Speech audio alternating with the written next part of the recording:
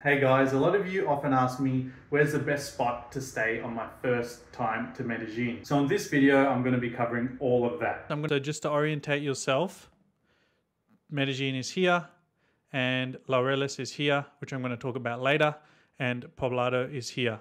So this is the most touristic area. I have a love-hate relationship with Poblado. A lot of the areas I never go to for various reasons. Some other parts I really enjoy. I've lived in basically every part of Poblado. I lived there basically for the first year, maybe year and a half that I was in Medellin. And today I just want to talk to you about the favorite spot of mine in Poblado, which I recommend that you stay your first time in the city. And that is Manila. This section here, okay?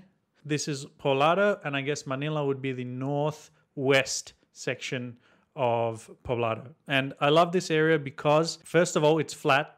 Many other parts of El Poblado are very hilly, so a little bit more difficult to walk around. But Manila is completely flat, and just in this pocket here, you have everything that you need. If you come to Medellin, you come to Colombia for the first time, it's not like you're just thrown in the deep end and you're going to figure it out.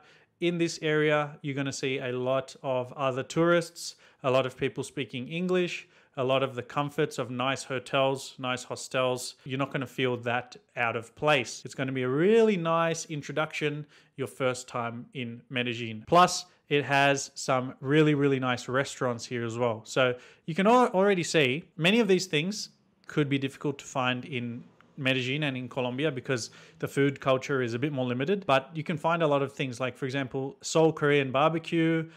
There's Olivia's, which is like a really good pizza restaurant in that area. There's, I think, even like an Indian restaurant that just opened up there. There's a few other Asian themed restaurants. There's a few vegan and vegetarian restaurants, and obviously your traditional Colombian restaurants as well. So in this section, you're going to find basically all the type of restaurants that you want, all the type of accommodations that you want, and even entertainment.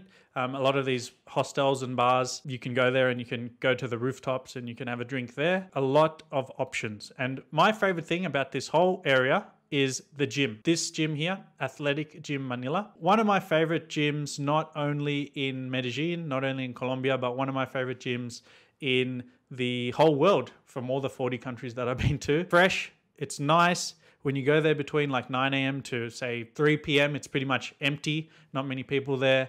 And the trainers and the people there are super friendly. Plus, last time I checked, it was only like $15 a month, not a week, a month. They have classes and stuff as well. And it's a nice little area because just there, directly across the road, this is Vinky Barbershop. So it's a barbershop. You can go there and get a haircut. When I used to get my haircut and beard trimmed, it was only like $6 or something. You might think that this area is very overpriced because, yeah, with the tourist boom and stuff, but actually you can find some really good deals in there. Even at the vegan restaurant that I go to often, you can find a menu of the day, which is usually like a soup, a main meal, and a drink. And that'll only cost you, I believe it's like 30,000 or 20,000 last time I checked, which is $5. It might have gone up to like $6 now. So for the amount of tourists that are in this area, that's an amazing price. Other things you can find is Spanish schools. So if you want to do immersive Spanish lessons and really like hone in on your Spanish, they have those in this area or very close by. They also have dance schools, salsa lessons or bachata lessons or something like that. All that is in this area. Honestly, if you go there and you don't want to go anywhere else, you just want to stay in that little section that I showed you before, you can do it. Another thing, also language exchanges. These are basically events that are held at bars or hostels or rooftops where people go to practice different languages. So say me, I'm from Australia. Let's pretend I don't know how to speak Spanish, which was kind of true when I first got here. But anyway, so I go to one of these events and I would speak to Colombians in Spanish and they would speak to me in Spanish and we practice a little bit, say half an hour. Then we'd switch to English. They would get their English practice in as well. So then, you know, we're both helping each other learn. It's a great place to meet people. And also it's a great way to get up your Spanish skills very fast. This area is heavy with backpackers, with short-term tourists, with people coming to learn Spanish. Overall, you're going to find a lot of options here. And also it's a pretty nice vibe as well, because what I found, a lot of these people are digital nomads. They're coming to have a nice time, be productive, but also work on themselves, socialize and have a good time. I definitely think this is number one on my list if you want to come to Medellin as your first time, and this is where you should stay. Especially, one, if you don't speak Spanish. Two, if you haven't traveled that much before. And 3, if you're maybe like a little bit scared, worried about what Colombia has to offer, maybe a little bit worried about security. Like in this area, you'll see a lot of cops around, so you'll feel pretty safe, especially because there's many other tourists and travelers just like you. So now let's talk a little bit about the location. So as I said, it's here, Manila. If you want to do some other stuff, you're very close to the main area. So let's say you want to check out some more restaurants, cafes, and maybe you want to go out for a drink and party, whatever. Where you are here is nice because it's kind of away from all the noise and the craziness. But if you just go down this Calle 10, which is the main road here in Poblado, you go down this road and it's maybe like 10-minute walk, you can be over here, which is Provenza. Was actually named the coolest street, or one of the coolest streets in the world, because it's just a closed off street with lots of restaurants, bars, nightlife, whatever. That is just very, very close striking distance to Manila, whereas you're a bit guarded by everything over here. Let's talk about the next spot now. But one thing I do want to say before we get into this, if you're looking for things to do on your trip in Medellin, don't go to TripAdvisor, don't go to any of these other bullshit websites. Let me be your tour guide. Let me be your travel agent. I've put together a book. It's an ebook, it's free. It's called The Perfect Week in Medellin. All you need to do is go to the description of this video. I've left a link in there for you. Just click the link, put in your email, and I'll send you the book free of charge, and it'll be in your email immediately. So look at that. That's my personal tips of all the best things to do if you have a week in Medellin. Go and check those out. I guarantee you're gonna love them. So the next spot is technically also in Poblado, but it's a little bit out and it's a little bit cheaper. That spot is called La Frontera. They call it La Frontera because it's the border. You go south, south, south, south, south. This is only maybe 5 to 10 minutes in an Uber, or you can walk. It's probably like half an hour walk as well. If you go all the way down the street, you're going to hit the border. If you can see here, this little red line, dot, dot, dot, dot, dot, dot, is basically the edge of Medellin and the start of Envigado, which is also another really nice place. I'm not going to cover it in this video because I don't recommend it for most people to stay as your first time in Medellin, because it's great, but maybe for a bit more experienced traveler. We'll talk about that in another video, so make sure you subscribe if you want to see that. But let's talk about La Frontera. The thing I like about this area, it's a bit further away from all the commotion. It's a bit further away from all the tourist stuff, but still close enough that you can just walk if you like, half an hour, or you can just get a Uber, about $5, probably going to cost you like maybe $2, $3 to get in here and do all the stuff you want to do. It's a nice quiet area, a bit more local, and you can get some better apartments, some nicer apartments for cheaper. Plus, it also has some parks here, right? So if you look at Poblado, it's a nice area, but these things you see here, you might see like Parque El Poblado, you might see some of these other little parks. They're pretty tiny. Like you can walk from one side to the other in a minute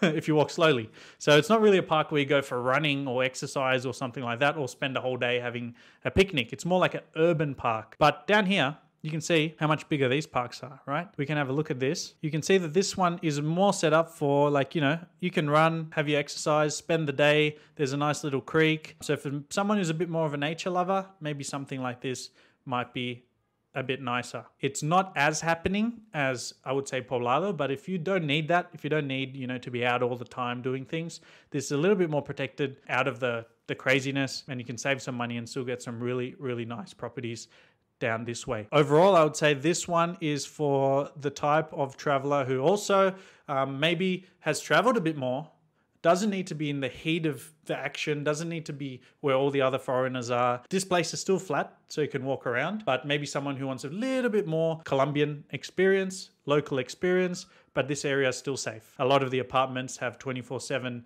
security guard and all that. So yeah, if you just want to get out of the main area for a bit and try something different, I recommend this also. Now let's get to the third spot. And the third spot I recommend is for someone who probably speaks a little bit of Spanish, still would like to be in an area with lots of things to do, would like the cafes and restaurants and the options, but really would like a bit more of a Colombian Medellin experience. Like you want to come here and be like, wow, this is a different country. I really like this. Because in Manila, you could be there and you're pretty sheltered by everything, so you're not really getting like the full Colombia experience. But this next spot, you'll definitely get it because it's different, it's authentic, whilst still being a nice spot to stay. So that spot is called Laureles. And the spot I recommend staying near is if you just search Primer Parque Laureles, that's the first park of Laureles. And then you go to the second park of Laureles. So these are the two landmarks you look for. First park and second park. And if we zoom out in relation to where are we, where I showed you Poblado is here, right? So if you go northwest, you're in Laureles, near the first and second parks.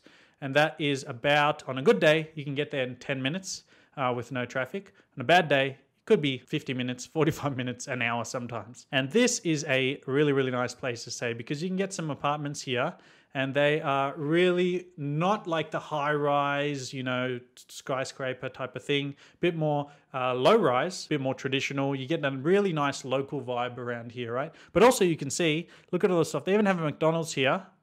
So it's not that local, but they have some really nice cafes and restaurants and stuff. For example, this spot, La Migaria, I believe that's like the breadcrumb shop, which is a weird name for a shop. But anyway, let's take a look at this. So it's a little spot. You can sit out here. You can have your coffee and just relax. Look, they got all your cakes there. So you might gain some weight on your trip to Colombia. Doesn't that look inviting? So that's kind of what you'll find in this area. And guys, Laureles is really, really coming up recently. It is blowing up. There's all types of restaurants there. Asian, Peruvian, Mexican, American burgers. There was a spot there called like Brooklyn Burgers or something. Everything is coming to this spot. The pricing is lower than Poblado, which I showed you before. The rentals are cheaper around here.